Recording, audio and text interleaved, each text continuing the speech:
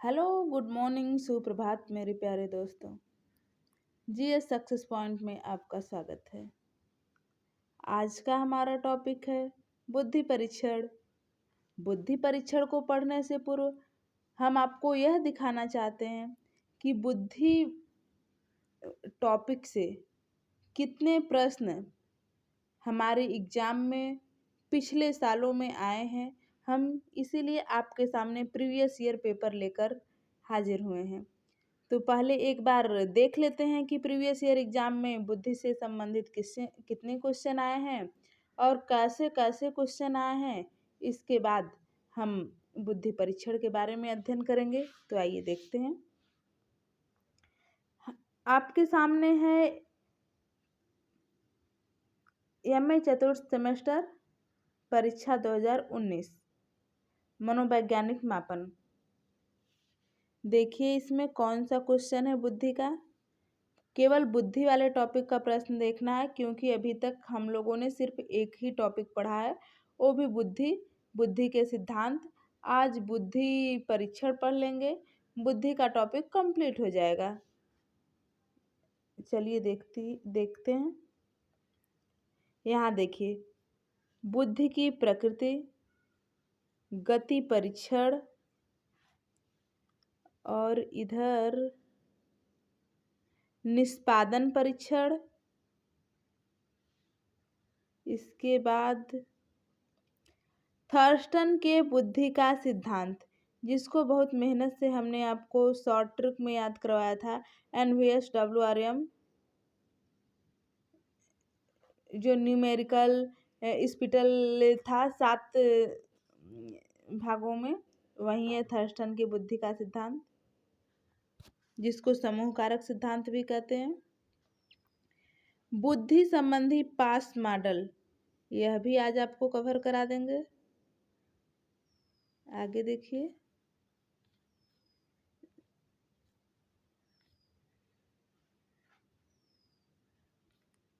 देखते रहिए।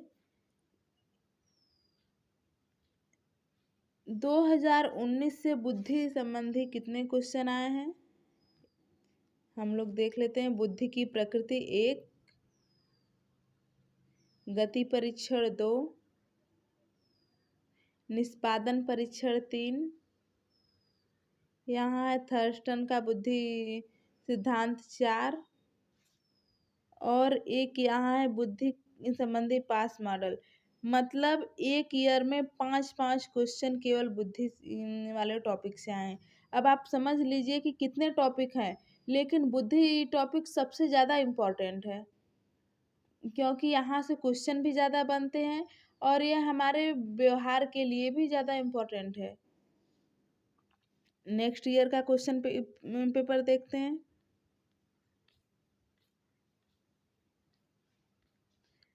एमए चतुर्थ सेमेस्टर परीक्षा 2020।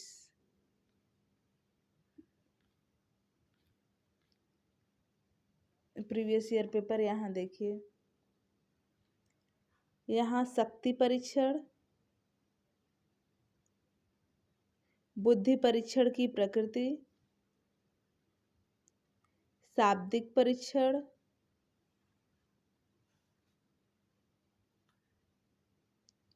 गिलफोर्ड का बुद्धि सिद्धांत, त्रिआयामी बुद्धि सिद्धांत, कैटल के बुद्धि सिद्धांत, द्रवीकृत घनीकृत, जिसे ठोस बुद्धि का सिद्धांत, ठोस एवं द्रव बुद्धि का सिद्धांत भी कहते हैं।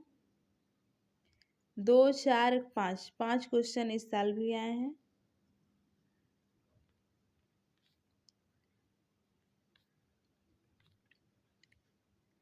दो 2021 के प्रीवियस ईयर पेपर में देखिए बुद्धि के कितने क्वेश्चन आए हैं। तरल एवं ठोस बुद्धि कैटल का है। थर्स्टन के सिद्धांत के साथ क्षमताएं, बुद्धि का पास मॉडल,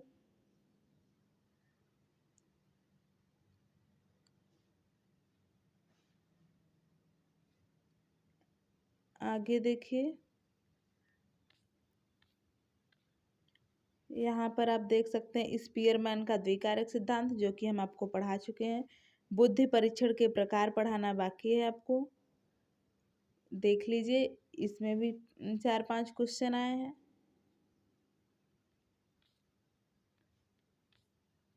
मतलब हम लोग सही दिशा में पढ़ रहे हैं। हर साल बुद्धि वाले टॉपिक से कुछ न कुछ क्वेश्चन अवश्य आते हैं। तो आइए हम लोग बुद्धि परीक्षण को अब पढ़ते हैं। बुद्धि परीक्षण पढ़ने से पूर्व हम लोग बुद्धि की प्रकृति एवं विशेषताएं पढ़ लेते हैं, क्योंकि बुद्धि की प्रकृति कई बार एग्जाम में पूछा गया है। तो कुछ लोग कंफ्यूज हो जाते हैं कि बुद्धि की प्रकृति क्या होगी या क्या है, और क्वेश्चन छोड़ देते हैं। तो इसलिए हम लोग सबसे पहले बुद्धि की प्रकृति को पढ़ेंगे। देखिए, बुद्धि के अर्थ, स्वरूप, परिभाषा, यह सब हम लोग पढ़ चुके हैं। यहाँ देखिए, बुद्धि की प्रकृति और उसकी विशेषता। बुद्धि एक जन्मजात शक्ति है। यह वंशानुक्रम से प्राप्त होती है। बुद्धि क्या है? एक जन्मजात शक्ति है। यह वंशानुक्रम से प्राप्त होती है।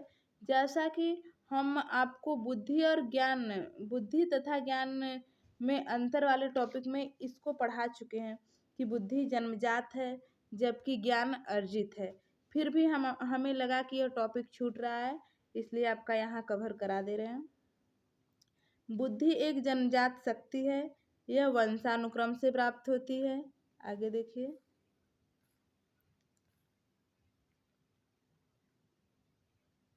बुद्धि वह शक्ति है जिसके द्वारा व्यक्ति कठिनाइयों को दूर करके परिस्थिति के अनुसार अपने व्यवहार का संगठन करता है। हम अपनी बुद्धि के आधार पर ही कठिनाइयों को दूर करके अपने व्यवहार का संगठन करते हैं। बुद्धि सीखने की क्षमता है। बुद्धि को सीख कर भी पढ़ाया जा सकता है, सीखने की क्षमता है। बुद्धि अतीत अनुभवों से लाभ उठाने की योग्यता है। हम पुराने तौर तरीके का पुनः उपयोग करके आगे लाभ उठा सकते हैं।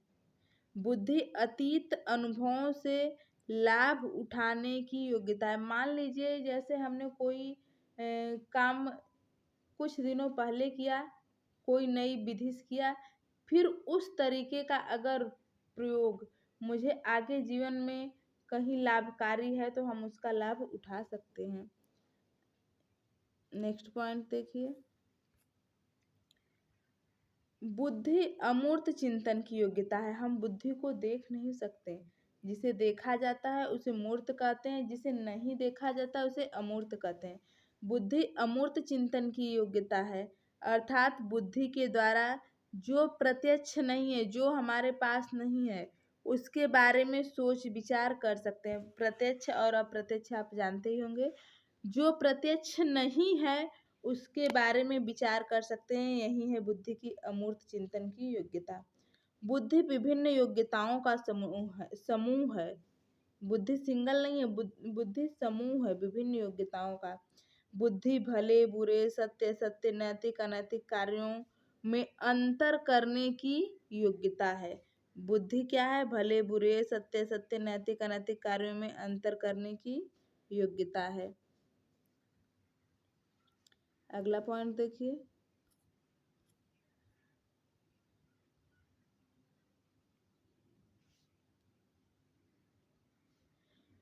बुद्धि सभी प्रकार की विशिष्ट योग्यताओं का निचोड़ यानी सार है। सभी प्रकार की विशिष्टताएं, योग्यताएं बुद्धि के अंदर निहित हैं। बुद्धि द्वारा अर्जित ज्ञान का नई परिस्थितियों में उपयोग किया जा सकता है। बुद्धि द्वारा जो भी ज्ञान अर्जित होता है उसका नए परिस्थितियों में उपयोग किया जा सकता है। बुद्धि और ज्ञान में अंतर होता है। यह टॉपिक मैंने आपको पहले ही क्लियर करा दिया है इसके पिछले वाले वीडियो में। जो लोग नहीं देखे हैं पिछला वाला वीडियो देख लीजिएगा, समझ में आ जाएगा।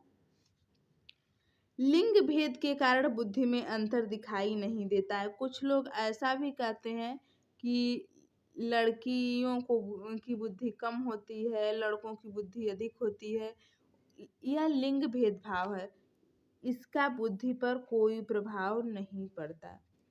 बुद्धि में आत्मनिरीक्षण की शक्ति होती है। आप खुद से अपना मूल्यांकन कर सकते हैं। व्यक्ति द्वारा किए गए कर्मों और विचारों की आलोचना बुद्धि स्वयं करती है।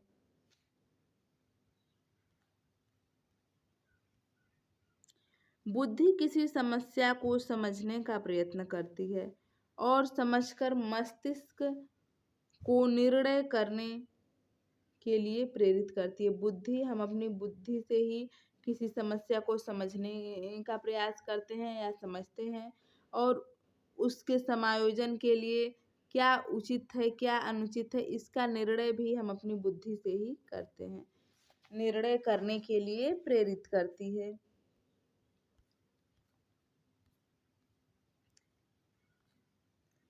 यहाँ पर बुद्धि की प्रकृति या विशेषताएं समाप्त होती हैं।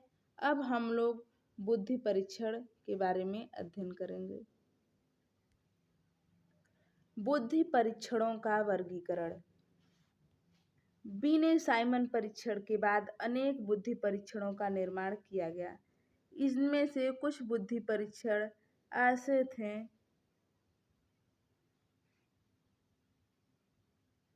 जो एक समय में एक ही व्यक्ति पर लागू किए जाते थे, और कुछ ऐसे थे जो एक साथ सामूहिक रूप से कई व्यक्तियों पर लागू होते थे। इस प्रकार कुछ परीक्षण ऐसे होते थे जिनमें भाषा का प्रयोग किया जाता था, जिन्हें वाचिक परीक्षण कहते थे, और कुछ ऐसे होते थे जिनमें भाषा का प्रयोग नहीं होता था। इन्हें अवाचिक परीक्षण अथवा क्रियात्मक परीक्षण, नॉन वर्बल और परफॉर्मेंस टेस्ट, इसे निष्पादन परीक्षण भी कहते हैं। इस प्रकार बुद्धि परीक्षण को निम्नांकित ढंग से वर्गीकृत किया जा सकता है।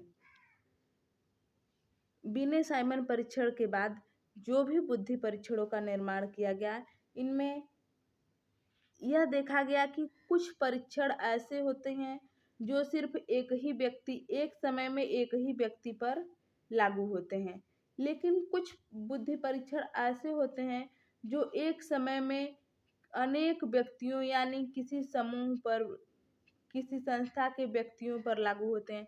जैसे हमारा एग्जाम होता है तो यह सामूहिक बुद्धि परीक्षण है, क्योंकि एक समय में एक समूह या विभिन्न व्यक्तियों पर यह पेपर होता है, इसलिए इसे सामूहिक परीक्षण या सामूहिक एग्जाम का नाम दे सकते हैं। तो देखिए, बुद्धि परीक्षण को निम्नांकित ढंग से वर्गीकृत किया जा सकता है। पहला है शाब्दिक वैयक्तिक बुद्धि, शाब्दिक वैयक्तिक परीक्षण। मतलब वैयक्तिक मतलब एक व्यक्ति, सामूहिक मतलब दो या दो से अधिक व्यक्ति। समझिएगा बात को। वैयक्तिक मतलब एक व्यक्ति, सामूहिक मतलब दो या दो से अधिक व्यक्ति यानी किसी समूह पर। तो शाब्दिक वैयक्तिक, शाब्दिक मतलब वाचिक, वर्बल, और अशाब्दिक मतलब निष्पादन या नॉन वर्बल या परफॉर्मेंस या क्रियात्मक। शाब्दिक वैयक्तिक परीक्षण, शाब्दिक सामूहिक परीक्षण, और यहाँ है शाब्दिक या निष्पादन वैयक्तिक परीक्षण, अशाब्दिक सामूहिक परीक्षण।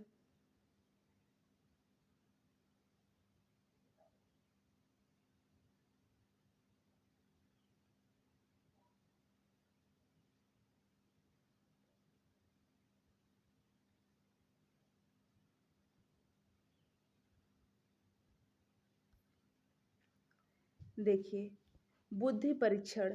बुद्धि परीक्षण के कितने प्रकार हैं? दो प्रकार हैं। पहला शाब्दिक, दूसरा अशाब्दिक अथवा क्रियात्मक। इसी को निष्पादन परीक्षण भी कहते हैं। कुछ लोग अशाब्दिक, क्रियात्मक और निष्पादन तीनों को अलग अलग मानते हैं, लेकिन तीनों एक ही हैं। शाब्दिक के दो भेद हैं, पहला वैयक्तिक, दूसरा सामूहिक। Same process. अशाब्दिक के भी दो पार्ट हैं, वैयक्तिक और सामूहिक। तो इन दोनों को अगर हम अलग अलग पढ़ें तो ऐसे पढ़ सकते हैं, वैयक्तिक शाब्दिक परीक्षण, सामूहिक शाब्दिक परीक्षण, या फिर ऐसे शाब्दिक वैयक्तिक परीक्षण, शाब्दिक सामूहिक परीक्षण। इसको अशाब्दिक वैयक्तिक परीक्षण और अशाब्दिक सामूहिक परीक्षण ऐसे ही यह 4 प्रकार के हो गए, 1 2 3 4, जैसा कि ऊपर लिखा है। पहला देखिए, शाब्दिक वैयक्तिक बुद्धि परीक्षण, यानी ऐसे वाला, रुकिए अभी आपको दिखा रहे हैं। शाब्दिक वैयक्तिक मतलब यह वाला बुद्धि परीक्षण हम लोग पढ़ने जा रहे हैं। इसके बाद यह शाब्दिक सामूहिक बुद्धि परीक्षण पढ़ेंगे, नंबर 2। इसके बाद अशाब्दिक वैयक्तिक परीक्षण, नंबर 3। फिर नंबर 4 अशाब्दिक अथवा क्रियात्मक सामूहिक परीक्षण 4। तो आप आसानी से बता सकते हैं कि बुद्धि परीक्षण कितने प्रकार के होते हैं। 4 प्रकार के होते हैं। शाब्दिक वैयक्तिक बुद्धि परीक्षण, इस प्रकार के परीक्षण की 2 विशेषताएं हैं। इन्हें एक साथ एक ही व्यक्ति पर, जैसा कि अभी हमने आपको बताया, व्यक्तिक मतलब एक व्यक्ति, 1 पर्सन, वैयक्तिक मतलब इन्हें एक साथ एक व्यक्ति पर लागू किया जाता है।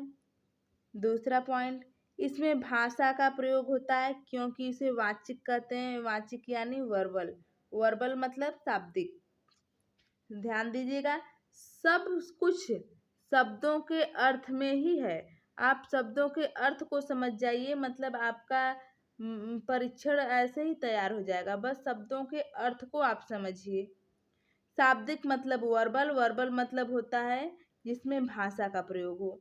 और दूसरा होता है अवाचिक यानी नॉन वर्बल, इसमें भाषा का प्रयोग नहीं होता है। और एक होता है वैयक्तिक, वैयक्तिक मतलब एक व्यक्ति पर। दूसरा होता है सामूहिक, सामूहिक मतलब 2 या 2 से अधिक व्यक्ति यानी किसी समूह पर। तो देखिए, इसलिए यह आवश्यक है कि किसी की विषयी साक्षर हो। विषयी मतलब जिस पर परीक्षण किया जा रहा है वह साक्षर हो, यानी पढ़ा लिखा हो, तभी तो भाषा के प्रयोग को समझ पाएगा। साधारण तौर पर ऐसे परीक्षणों में कुछ प्रश्न पूछे जाते हैं जिनका विषयी से तात्पर्य यहाँ कर्ता से, जो परीक्षण कर रहा है, उत्तर देना पड़ता है। एक प्रश्न के कई उत्तर होते हैं, उनमें से एक उपयुक्त उत्तर विषयी को चुनना पड़ता है। यह काम उसे एक निर्धारित समय के अंदर करना पड़ता है। इस प्रकार के परीक्षण के उदाहरण निम्नलिखित हैं।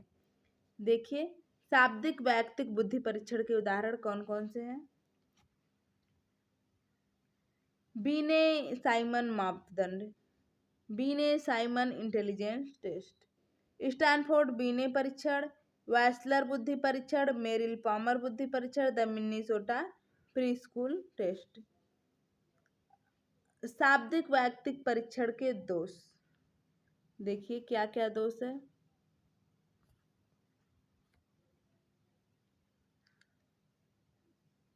इन बुद्धि परीक्षणों में निम्नलिखित दोष पाए जाते हैं। ये बुद्धि परीक्षण केवल उन्हीं व्यक्तियों पर लागू किए जा सकते हैं जिनको उस भाषा का ज्ञान हो। उस भाषा से तात्पर्य मतलब जो व्यक्ति साक्षर हो, जिसमें परीक्षण का निर्माण हुआ है। इनके प्रयोग के लिए यथेष्ट प्रशिक्षित तथा कुशल मनोवैज्ञानिकों की आवश्यकता पड़ती है। मतलब जो कुशल प्रशिक्षित मनोवैज्ञानिक हैं वही इस परीक्षण को करवा सकते हैं। इसमें समय अधिक लगता है। समय अधिक लगने का कारण यह है कि एक समय में एक ही व्यक्ति पर परीक्षण किया जाता है, इसीलिए समय अधिक लगता है। दूसरा है शाब्दिक सामूहिक बुद्धि परीक्षण। शाब्दिक, जिसे वर्बल वाचिक पहले ही बता चुके हैं। शाब्दिक वैयक्तिक परीक्षणों के दोषों का परिहार करने के लिए वाचिक सामूहिक परीक्षणों का निर्माण किया गया। अभी आपने पढ़ा शाब्दिक वैयक्तिक परीक्षण, अब हम लोग पढ़ रहे हैं शाब्दिक सामूहिक बुद्धि परीक्षण। वैयक्तिक मतलब एक व्यक्ति, सामूहिक मतलब 2 या 2 से अधिक व्यक्ति। हम बार बार एक ही चीज को इसलिए बोल रहे हैं कि आपको भी सुनते सुनते याद हो जाए, क्योंकि आप तो अपने से पढ़ेंगे नहीं बार बार, तो हमें ही पढ़ के सुनाना पड़ रहा है।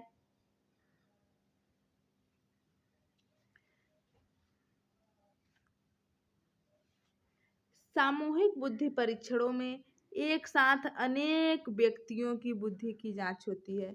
वैयक्तिक में एक साथ एक व्यक्ति की बुद्धि की जांच और सामूहिक में एक साथ अनेक व्यक्तियों की बुद्धि की जांच होती है। सभी व्यक्तियों को केवल एक ही तरह के बहुत से प्रश्नों की एक छोटी सी पुस्तिका दे दी जाती है और सभी को एक ही समान अनुदेश भी दिए जाते हैं।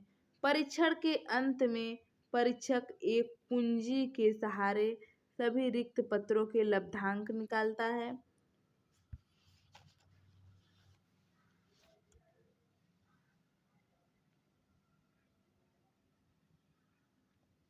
सन 1917-18 में सैनिकों को सेना में भर्ती करने के लिए सामूहिक बुद्धि परीक्षण की आवश्यकता पड़ी।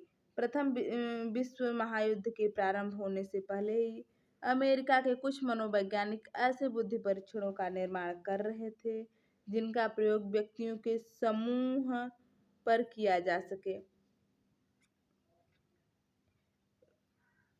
शाब्दिक सामूहिक बुद्धि परीक्षण में देखिए, पहला है आर्मी अल्फा बुद्धि परीक्षण, दूसरा है आर्मी बीटा बुद्धि परीक्षण। आर्मी अल्फा का प्रयोग पढ़े लिखे व्यक्तियों के लिए किया गया। आर्मी बीटा का प्रयोग निरक्षर यानी अनपढ़ लोगों के लिए। ध्यान दीजिएगा यह टॉपिक।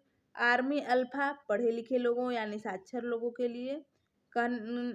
ऐसा भी कह सकते हैं कि आर्मी अल्फा शाब्दिक बुद्धि परीक्षण है और आर्मी बीटा अशाब्दिक सामूहिक बुद्धि परीक्षण है।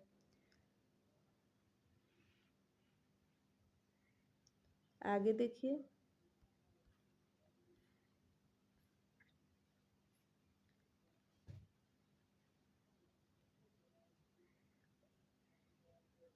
कुछ शाब्दिक सामूहिक बुद्धि परीक्षण निम्नलिखित है, जिसमें नौसेना सामान्य वर्गीकरण परीक्षण और दूसरा है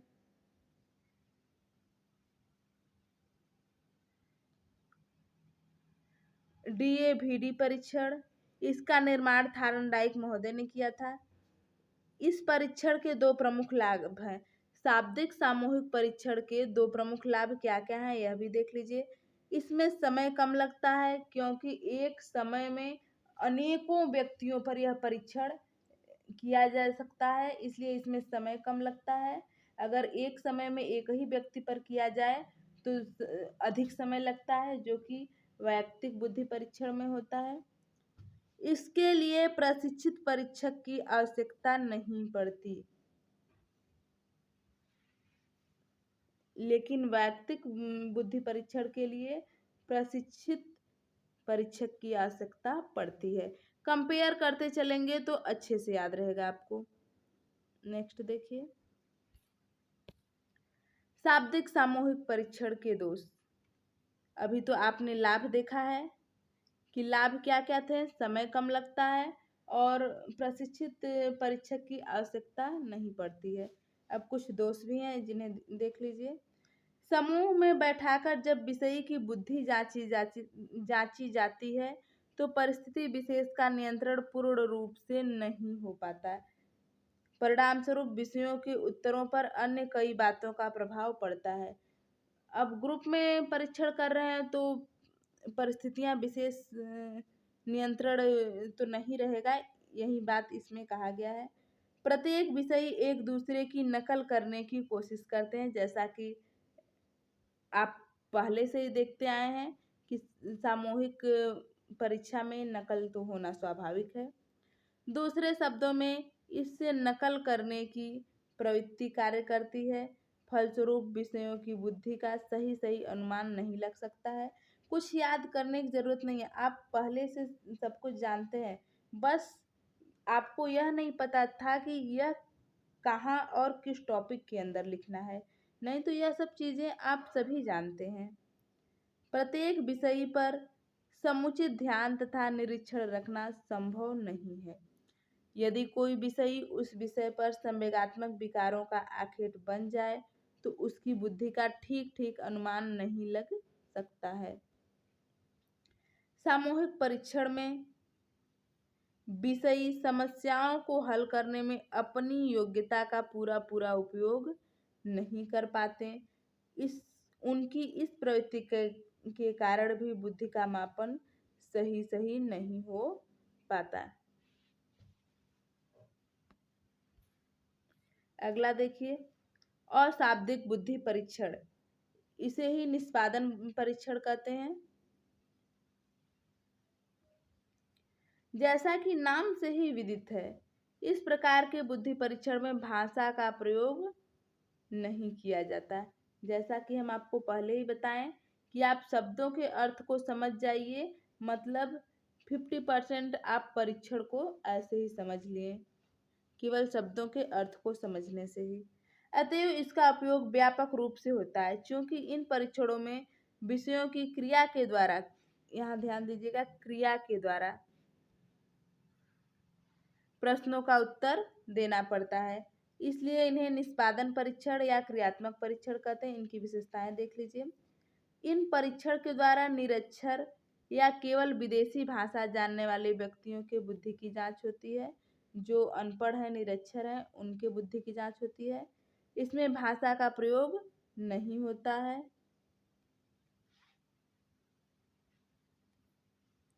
इन परीक्षणों का प्रयोग छोटे छोटे बच्चों पर भी किया जा सकता है, क्योंकि बच्चे का शब्द भंडार बहुत कम होता है, तो आप बच्चों पर भी कर सकते हैं। क्योंकि क्रियात्मक होता है तो बच्चे आसानी से कर सकते हैं।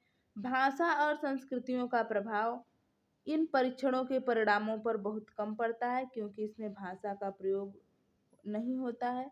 इसलिए इनके सहारे दो देशों अथवा दो संस्कृतियों के व्यक्तियों की बुद्धि का तुलनात्मक अध्ययन संभव है। इन परीक्षणों के द्वारा व्यक्ति के कौशल तथा व्यवहारिक बुद्धि का ज्ञान प्राप्त होता है। अतएव सेना अथवा पुलिस के अधिकारियों के चयन में इनका उपयोग सफलतापूर्वक किया जा सकता है। ये परीक्षण भी वैयक्तिक और सामूहिक दो प्रकार के होते हैं। अशाब्दिक, अवाचिक, वैयक्तिक बुद्धि परीक्षण।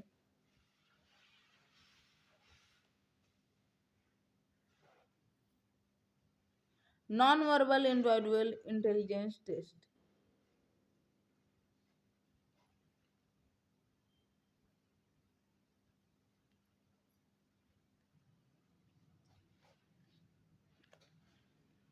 जिन अवाचिक अथवा निष्पादन बुद्धि परीक्षणों का प्रयोग एक बार में एक ही व्यक्तियों पर किया जाता है, उसे वैयक्तिक अवाचिक बुद्धि परीक्षण कहते हैं। फिर से पढ़िएगा और समझिएगा। जिन अवाचिक अथवा निष्पादन बुद्धि परीक्षणों का प्रयोग एक बार में एक ही व्यक्ति पर, मतलब यह एक व्यक्ति पर किया जा रहा है लेकिन अशाब्दिक है। इसके पहले हमने पढ़ा था शाब्दिक वैयक्तिक बुद्धि परीक्षण, यह है अशाब्दिक वैयक्तिक बुद्धि परीक्षण। मतलब एक ही व्यक्ति पर किया जाएगा लेकिन अशाब्दिक यानी नॉन वर्बल। प्रत्येक विषय को निर्धारित समय के अंदर कुछ कार्य करने को दिए जाते हैं। उस समय के अंदर यह देखा जाता है कि विषय कितनी त्रुटियां करता है, यह सफलतापूर्वक उस कार्य को कर लेता है अथवा नहीं। वैयक्तिक अशाब्दिक बुद्धि परीक्षण में निम्नलिखित परीक्षाएं अत्यधिक प्रचलित हैं। चित्रांकन परीक्षा। चित्रांकन परीक्षा यह अशाब्दिक वैयक्तिक बुद्धि परीक्षण है। यह परीक्षा 4 से 10 वर्ष की आयु के बालकों के लिए उपयुक्त होती है।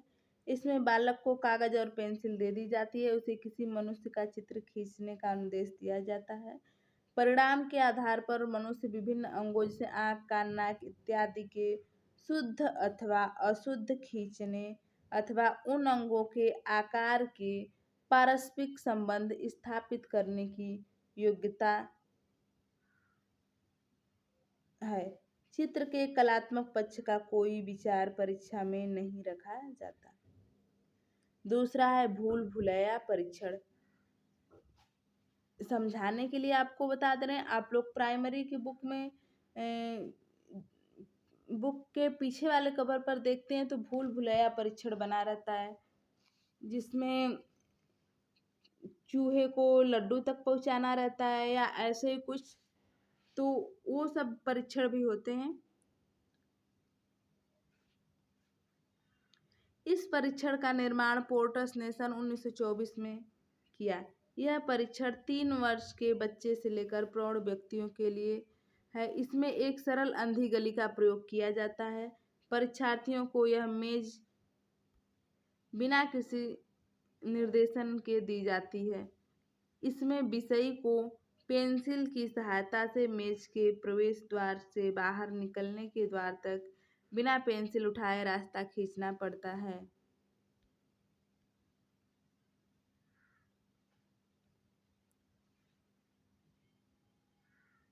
अगर विषयी किसी रेखा को काटकर अथवा गलत रास्ते से घुसने की कोई भूल करता है तो परीक्षक उसे वहीं पर रोक देता है। नेक्स्ट देखिए, यह सब आप जानते हैं और बचपन में यह सब खेल आप खेल भी चुके हैं, तो इसमें कुछ समझाने की आवश्यकता नहीं है। आकृति फलक परीक्षा, इसको देख लीजिएगा आप लोग। चित्र पूर्ति परीक्षा, चित्रों को पूरा करना, यह भी देख लीजिएगा आप लोग। अलेक्जेंडर द्वारा बनाए गए निष्पादन परीक्षण समूह, अलेक्जेंडर द्वारा जो बनाया गया है उसको देखिए। डॉक्टर अलेक्जेंडर ने निम्नांकित 3 निष्पादन परीक्षणों को मिलाकर एक बैटरी का निर्माण किया है। इस बैटरी में निम्नलिखित 3 क्रियात्मक परीक्षाएं हैं। कोहज ब्लॉक डिजाइन टेस्ट, इसको कोह ब्लॉक डिजाइन टेस्ट भी कहते हैं, कोहज ब्लॉक डिजाइन टेस्ट।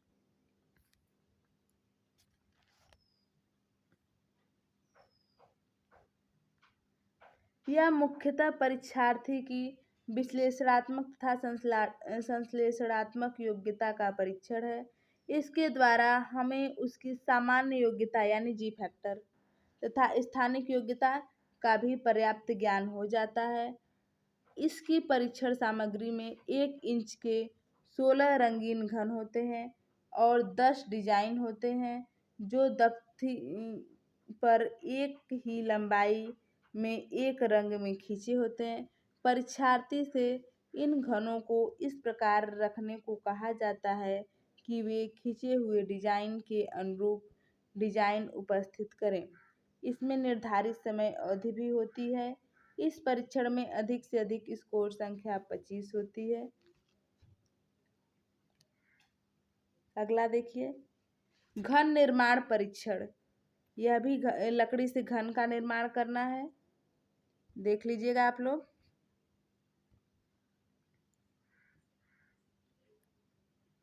इसमें 3 चीजें होती हैं। अलेक्जेंडर पास एलांग टेस्ट, हम लोग देखते हैं अलेक्जेंडर पास एलांग टेस्ट। इस परीक्षण में लकड़ी की तस्तरी में कुछ लाल और नीले रंग के टुकड़े एक क्रम में रखे जाते हैं।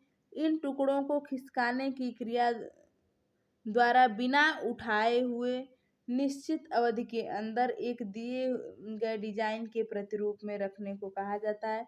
इस परीक्षण में कठिनाई के क्रम से 8 डिजाइनों की श्रेणी होती है। इसमें अधिक से अधिक स्कोर 20 होता है। इस परीक्षण द्वारा व्यक्ति की व्यवहारिक कुशलता की जांच होती है। अब हम देखते हैं, या तो व्यक्तिगत था, मतलब एक समय में एक व्यक्ति पर करने वाला था। अब हम लोग देखते हैं अशाब्दिक सामूहिक बुद्धि परीक्षण। अशाब्दिक है और समूह में किया जाने वाला परीक्षण। Non verbal group intelligence test.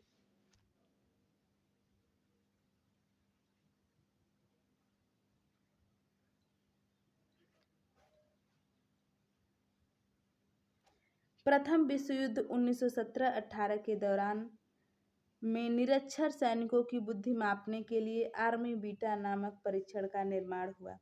यह परीक्षण प्रथम अशाब्दिक परीक्षण था जिसका निर्माण किया गया।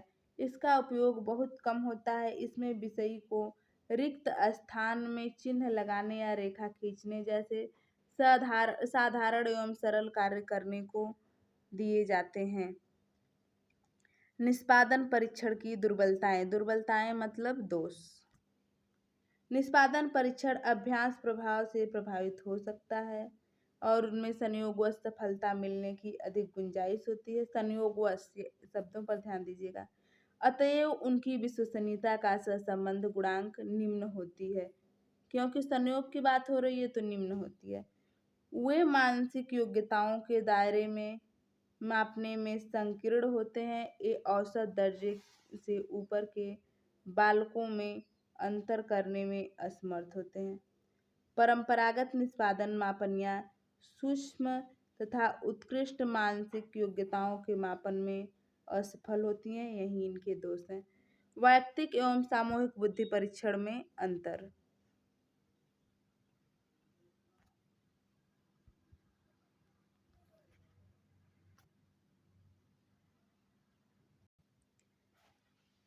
अभी तक हम लोगों ने पढ़ा वैयक्तिक बुद्धि परीक्षण एक व्यक्ति पर, सामूहिक बुद्धि परीक्षण दो या दो से अधिक व्यक्ति यानी समूह पर।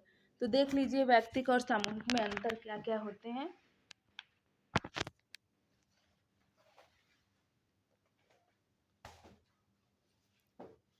इस परीक्षण में एक समय में एक व्यक्ति की बुद्धि की जांच हो सकती है। वैयक्तिक परीक्षण में एक समय में एक ही व्यक्ति की बुद्धि की जांच हो सकती है, लेकिन सामूहिक बुद्धि परीक्षण में एक समय में बहुत से व्यक्तियों की बुद्धि की जांच हो सकती है। दूसरा पॉइंट, वैयक्तिक बुद्धि परीक्षण में समय अधिक लगता है जबकि सामूहिक बुद्धि परीक्षण में समय कम लगता है। तीसरा पॉइंट देखिए, यह परीक्षा केवल अनुभवी तथा प्रशिक्षित व्यक्ति ले सकता है, लेकिन सामूहिक बुद्धि परीक्षण यह परीक्षा सामान्य योग्यता का व्यक्ति ले सकता है। चौथा पॉइंट है, इसमें प्रायः जटिल प्रश्न हुआ करते हैं, लेकिन सामूहिक बुद्धि परीक्षण में अपेक्षाकृत प्रश्न सरल होते हैं। नेक्स्ट पॉइंट देखिए, इसमें प्रश्न का विषय संकुचित होता है, लेकिन सामूहिक बुद्धि परीक्षण में प्रश्न का विषय क्षेत्र व्यापक होता है। नेक्स्ट पॉइंट देखिए, व्यक्तिगत परीक्षण में प्रश्न सीमित संख्या में होते हैं, जबकि सामूहिक बुद्धि परीक्षण में प्रश्न बड़ी संख्या में होते हैं। नेक्स्ट पॉइंट, इसमें बालक घबराहट का अनुभव करते हैं। वैयक्तिक बुद्धि परीक्षण में बालक घबराहट का अनुभव करते हैं, जबकि सामूहिक बुद्धि परीक्षण में बालक खुशी से उत्तर देते हैं क्योंकि वो समूह के साथ होते हैं।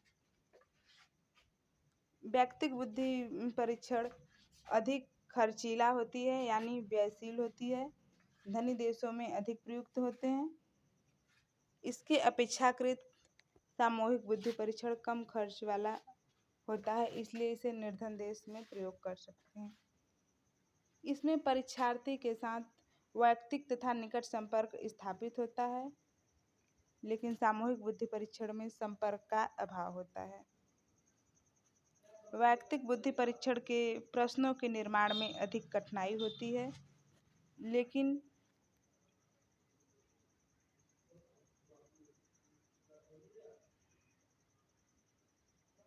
सामूहिक बुद्धि परीक्षण के प्रश्नों के निर्माण में कम कठिनाई होती है। वैयक्तिक बुद्धि परीक्षण केवल एकाकी मन और योग्यता का ज्ञान होता है, लेकिन सामूहिक बुद्धि परीक्षण में सामूहिक मन तथा योग्यता का स्तर मालूम होता है। वैयक्तिक बुद्धि परीक्षण में छोटे और कम उम्र के छात्रों पर अधिक प्रयुक्त होता है, इसमें अधिकतर वयस्कों पर प्रयुक्त होता है। आगे देखिए, ये अधिक प्रामाणिक और विश्वसनीय होते हैं। वैयक्तिक बुद्धि परीक्षण अधिक प्रामाणिक और विश्वसनीय होते हैं। इससे निष्कर्ष कम प्रामाणिक और कम विश्वसनीय होते हैं क्योंकि नकल की समस्या बहुत बड़ी है।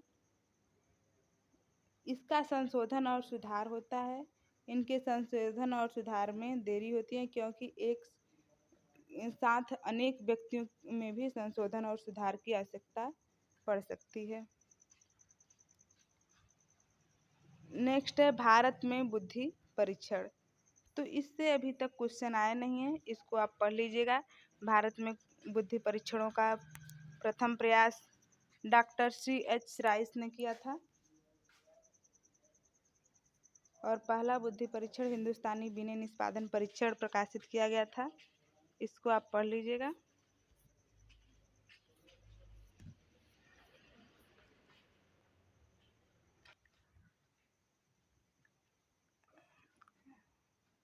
आप देख सकते हैं यहाँ पर 5 प्रकार के भारतीयकृत परीक्षण हैं।